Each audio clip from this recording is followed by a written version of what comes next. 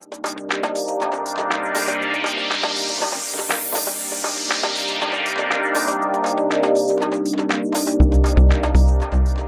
leading actor of the film. Hi. We're going to continue with the questions as such as, but I would like to start before I open the floor up. I want to say good afternoon to both of you.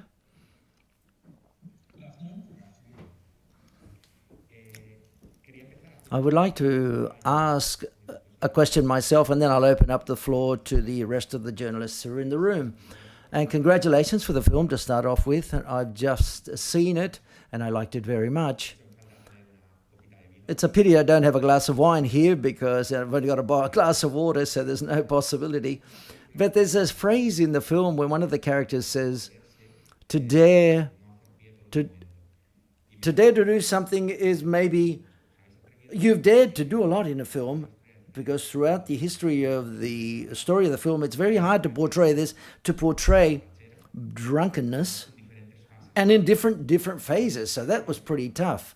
So in my opinion, a subjective opinion, you've done a great job along those lines from the performance as well as the directing side of things.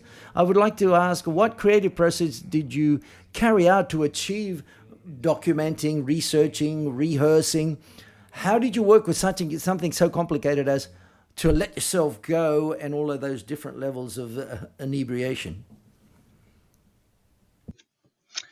Well, first of all, we've done some research throughout life, even together. We've done some research, but on this particular film, we had a rehearsal period where we tried out different levels of alcohol, because I challenged these actors a lot by asking them to defend a very emotional, difficult journey of a character, and on top of that, to play drunk on so many levels. So we had to work on the drunkenness, and it was a very interesting process, I have to say. And, you can add, as Mads has been saying a couple of times before, as an actor, very often when you portray things, it's about hiding what it is you actually want to say. Like if you're drunk, you would normally try to play sober and be as straight as possible, and just in a crack show that you're very drunk. And that's fine up until 0.6, 0.7. Even 1.0? 1.0 maybe, but above that, it's a completely different way of acting, and that's where it becomes very difficult. We had to watch a lot of Russian videos on YouTube and stuff like that. The thing is that reality is often more crazy than fiction. And watching some of these, as you said, Russian films where people are trying to focus on driving a bicycle, it's just insane to watch. I mean, you wouldn't get away with that on a theater stage, but we had to go all the way. So we were watching a lot of that and trying to get inspired.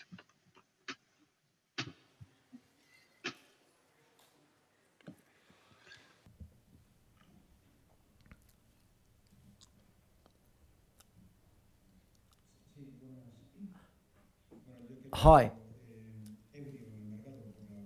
I was inebriated by the film, so I loved it and fascinated by it. Like Kurt Cobain, he says, life is a dream and love is a dream, and so on. But congratulations to both of you, to the director and the actor, Thomas and Mads, to address a complicated issue like alcoholism without any tricks. The issue is not alcohol, but how it's used.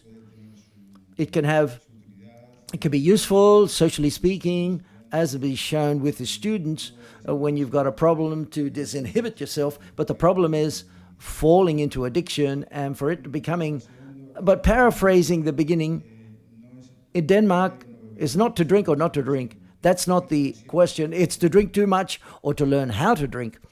So congratulations to both of you. Thank you very much. That was a beautiful analysis of our little investigation here. Hopefully, the movie, which is to some extent about drinking, is about something more than that as well. For me, the movie is also about the uncontrollable, which has no space in life anymore. The uncontrollable, an example of that is falling in love. You fall, it's out of your control, and you catch by accident something larger than life. Getting an idea is the same thing. You get something. It's not something you plan for. It's not in your schedule. It's not something you can buy or accomplish by studying or something. You get it from somewhere. Drinking is a contract somehow with the uncontrollable. You put the bottle to your mouth and you allow yourself into a different space, into a different room. And in that space, huge decisions have been made over world history. I'm often wondering about the moment where Churchill decides to send 200,000 or whatever civilians into war in fisher boats. Would he have done the same thing if he wasn't drunk? I just assumed that he was drunk because he was drunk most of the time. But these were just some thoughts to combine with our little movie here. Hola, buenas. Hi, I've got a couple of questions for Mads. I'd like to know, what was the first thing that you thought once you read the script for the first time? And secondly, how was the process of preparing the character, and what were the main challenges? Thank you very much. Well, I knew about the project before I saw a script. Thomas pitched it for me, I think, a couple of years before we even got a script in our hands, and I loved the idea. Obviously, it was on a level of only idea. I knew that he would plan it into a story, which he always does, which is about humanity. In this case, about embracing life, friendship. So in many respects, this film has gone from having a theme that is about alcohol, but becoming a film that is addressing how often we do not embrace life. And I loved it right away when I read it. I always get a little saying, and I had a few notes, but I pulled them back because I thought the script was perfect as it was. Preparing was very much me reading it and talking with Thomas and going over some ideas of how the characters should behave throughout the story. But I guess we had a little more preparation, as you said, in terms of finding the levels of how drunk these guys are. And we spent a couple of weeks in infamous Centropa Studios. Well, we have a lot of experience about what it is being drunk ourselves, I guess. So we didn't have to go all that way, but we had to find some levels of what happens to the body language, what happens to the speech, so it was probably a little more preparation this time than it was the previous time we worked together. Well, having said that, I'm sitting next to a very, very fine-tuned, excellent actor, and there wasn't much I had to say to him. He was in complete control of this whole thing. It was amazing. Bravo, Mads. What? It's turning into a praising each other thing here. I like it. Yes, hello, Peter Ho, German Television. I have a question to both of you. The film reminded me in a certain way of The Hunt. And I was wondering, as Mads Mikkelsen played the lead there and here, Thomas Vinterberg, whether you have a certain distrust for these educational institutions like kindergarten and school. What do they do to the people who work there? Can you explain about that? Well, actually, honestly, I have to say the opposite. I consider school teachers heroes. Sharing knowledge with the next generation is probably one of the most meaningful things I could imagine. But I also know that it's a very vulnerable position you're in as a school teacher. You're in front of ambitious young people. You're in front of a possibility of aging really quickly because you have to repeat yourself all the time. And so I found this place in life. I find it that it must be very complicated, but I do think it's truly heroic what they do every day. If we compare with the hunt and the teacher from the hunt, the kindergarten teacher, she's actually doing her very best to protect the child. She's just doing the wrong thing. She too is a hero in my consideration.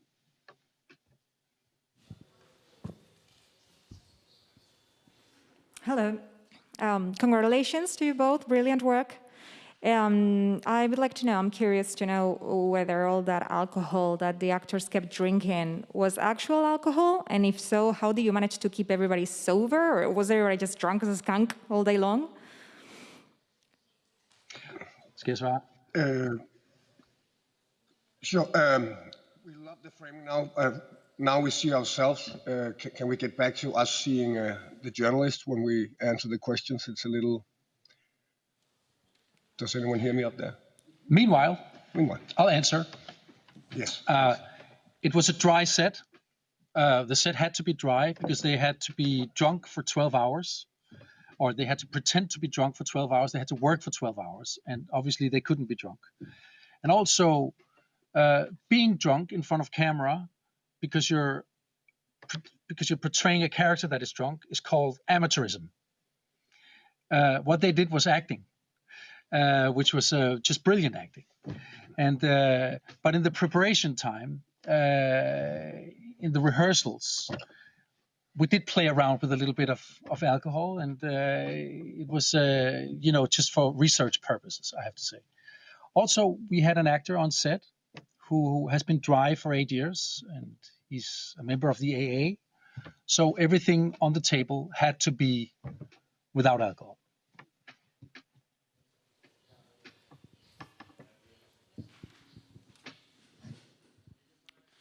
Oh, hi, question from Rodrigo Fonseca, TV Globo. Vinterberg, I have two questions for you. The first one is, thinking about the hunt, the commune, and now DRUK, I have the sensation that you are creating a kind of trilogy about friendship, because if you analyze those three films, all of them talks about friends and the importance of friends to somebody that is facing a tragic moment in their lives. Could you tell a few words about the importance of friendship to the kind of stories that you tell? And the second question to you concerns the cinematography. I would like to hear a few words about your work with your cinematography, especially in the last An Incredible Scene. Thank you very much. Thank you. Well, friendship means the world to me, both as both in my private life and as inspiration for my movies. I would even extend it to say communities means everything to me. I grew up in a commune. I don't think I was ever alone for 1 minute before my 18th living year, my 18th birthday. Well, a couple of days after though, but. So sharing and being part of communities has been my life always, and have somehow defined a lot of my movies, and was also one of my main attractions behind my membership of Dogma. It was a brotherhood. It was a bunch of people who threw themselves into a crazy experiment. Holding hands, sharing this experience of doing something courageous, I would even say. And I guess there's a parallel to that in this little movie that we've done here. And yes, it's been a theme in my life and in my movies always.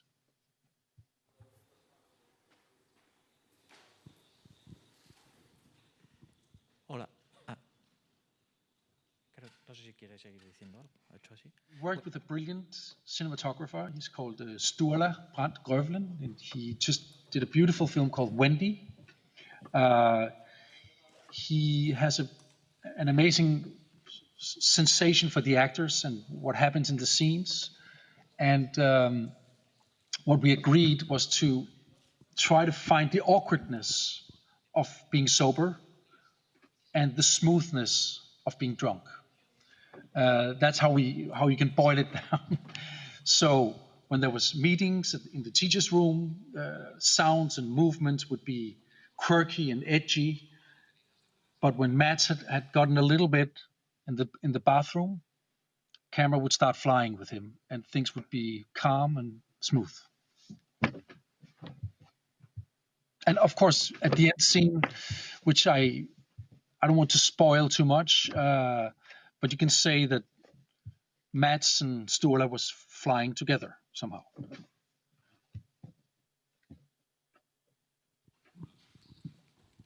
Sí, pues.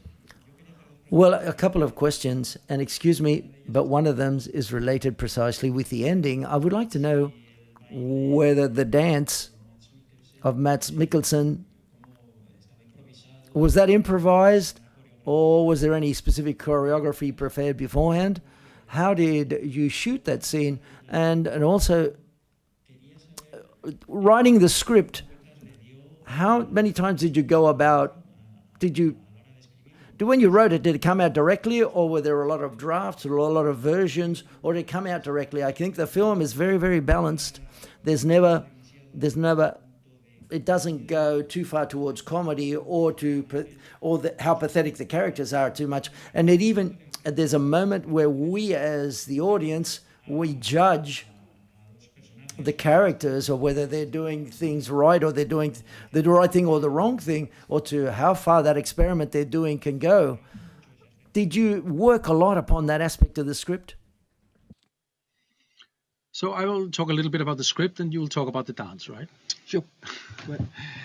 The script has been taking a long time. I just realized from a journalist just told me that I did an interview about this idea in 2013. So it wasn't that easy. But I guess the minute we decided, Tobias Lindholm, the co-writer of the movie, and myself, we decided to let this take place at a school as a mirror between our age and the youth, as with a certain scientific level, things started to go fast, and a movie quickly evolved. In terms of the dance scene, I will let Mads talk about that a little bit. Yeah, actually, the dance scene, we were not quite on the same page for a long time, even when we started shooting. I mean, Thomas would love to have this dance scene, and I would love to oblige him in that. But I always had an idea that it should be a lifted scene, almost like a dream, a fantasy, a hallucination from his side. And every time I pitched that to Thomas, he just went, "No, you're dancing." And so I had to get my head around that and figure out how he could just do what he does between all these young, beautiful people.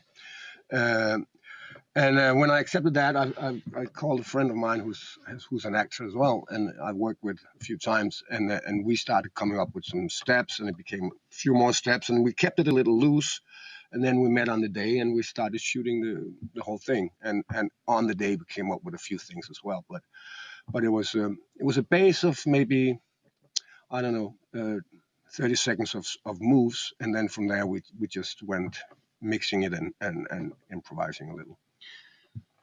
The scene looks very much like how it was, because it's like Mads is dancing a little bit, and then he's pulling back. And then he's dancing a little bit more, and then he's pulling back. And then he's flying. That's right. And that's how the process was. It was. And I regret to say that sometimes you have to listen to your director. He was right.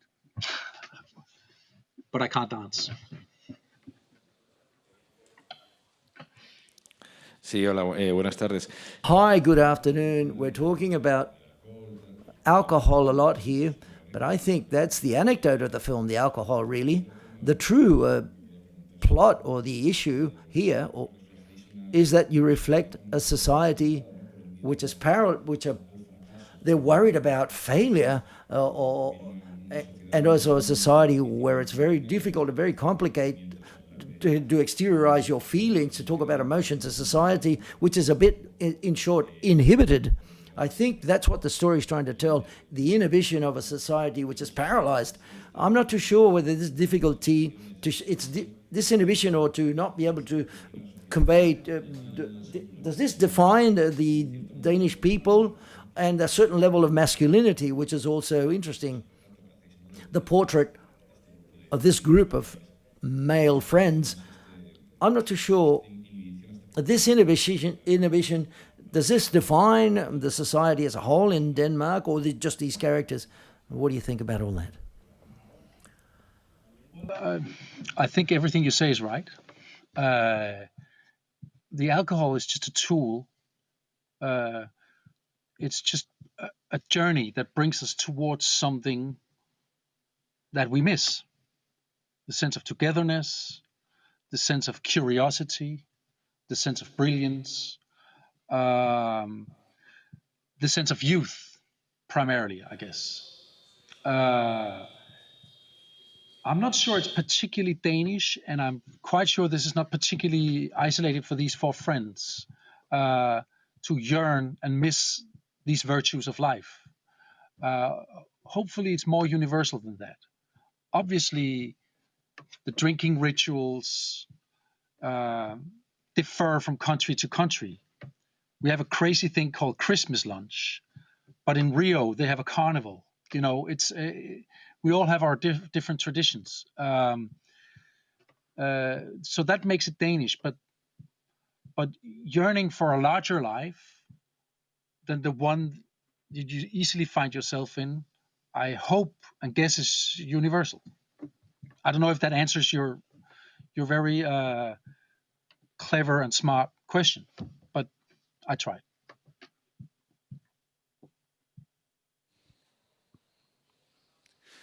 Sí, hola. Hi. One of the effects of alcohol, and this question is for Mads, is but you get loose when you talk, you're more eloquent, you talk a bit more than what you usually talk.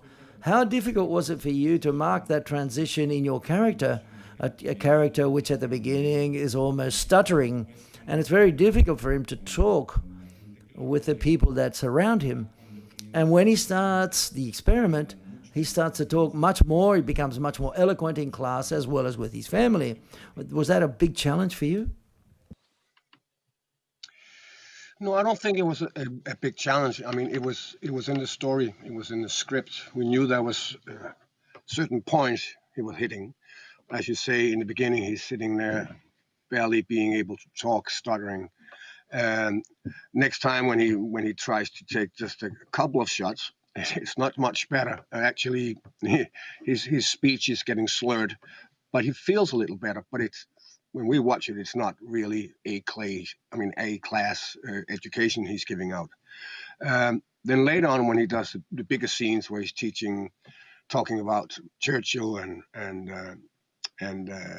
Hemingway, everything starts lifting, and he's getting more and more self-secure. And it explodes, obviously, in the last scene. It's peaking there. It was in the scenes, and we were just trying to figure out how much would be drunkenness and how much would just be him being open, self-confident. So we tried a few versions. How much would his speech be slurred? And we went for a combo of more happiness and less alcohol driven, as if he'd come to a stage where it was just flying. But as we often say, it is as you also mentioned, it's if you drink 2 beers and you play dart, you're like in the perfect zone, right? If you drink 7, you can't even hit the board, and if you drink 0, you don't want to play dart. So that's what we're experimenting with, like getting him out of his seat and making him want to play dart. And once he's there, then we experiment a little bit that he's getting a little too drunk some places. Hej Thomas og Mads, det er Sten fra Weekendavisen. I would like to know if this Norwegian professor who has made this statement, is that an invention of you, or did you have something from real life to look after? Finn Skårderud is an existing person, and he has this theory. It's I think it's around 20 years old, and created a lot of resistance and trouble in Norway when it came out some years back. But he's defending it bravely, and we met him, and he's seen the film, and he's read the script, and he's been giving us a lot of knowledge about, like, academic knowledge about alcohol, which has been very useful. So he's a sort of collaborator on this movie, and this theory is for real. So he's a kind of co-writer. I wouldn't go that far. We had a couple of meetings, but writing the script took a couple of years. So, but I mean, it's the theory itself. I mean, obviously, putting it down on a piece of paper might be surprising, but there's nothing really surprising about the idea that we fly a little better, that we play a little better dart after a couple of glasses of wine, and everybody out there in the crowd, you can ask yourself, if you ever met your spouses, your husbands or wives, without having alcohol involved in that first meeting. And so that says a lot, I guess.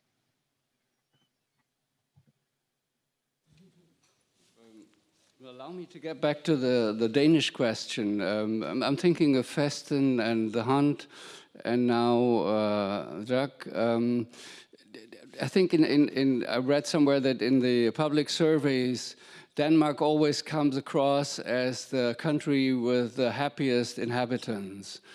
And I have the feeling that in your films you're trying to look behind the facade, or the kind of glimpses of where the cracks are in this happiness, in the Danish happiness. And you find quite a lot of cracks there. Is this one of the motives or one of the driving forces in your films? Well, first of all, I have to question how do you measure happiness? It's an unanswerable question, I think. But secondly, well, we live in a very secure society, and it's, as everyone knows, a small society, and there's a tendency sometimes towards mediocrity, rationalism, and healthy life, and that makes you want to react as an artist. That makes you want to point at the elephant in the room, saying, "But hey, maybe people are telling us this is the happiest country in the world, but we do still have child abuse, or children lying about grown-ups, or alcohol issues, and stuff like that."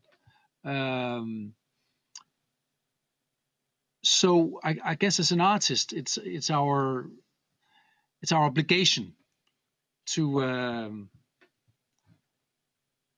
make these exercises, and to investigate all these cracks, and to find real life in them, so that people can recognize themselves and not just a facade.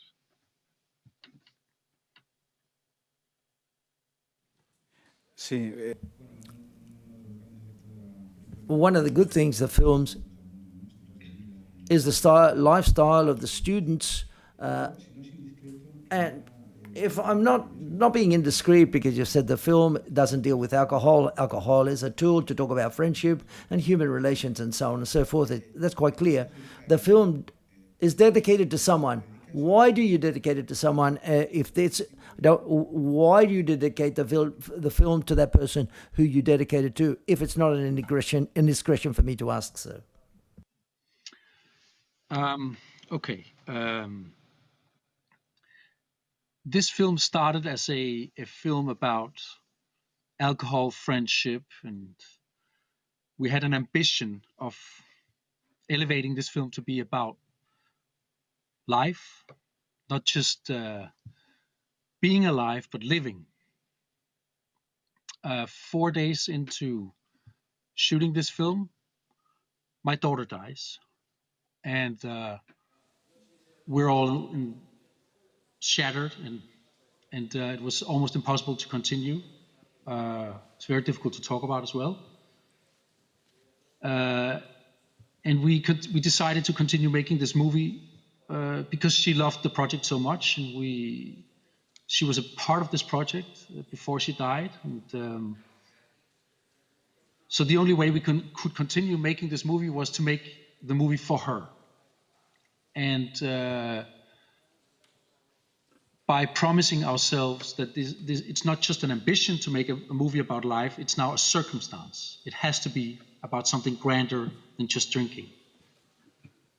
So that's why my daughter's name is at the end of this movie. Okay, thank you so much. Yo creo que ya hemos... I think we've come to time. Big round of applause for both of you for being here and for premiering the film in San Sebastian. Thank you very much for being there in Denmark. And thank you very much to the journalists for all the questions. Thank you.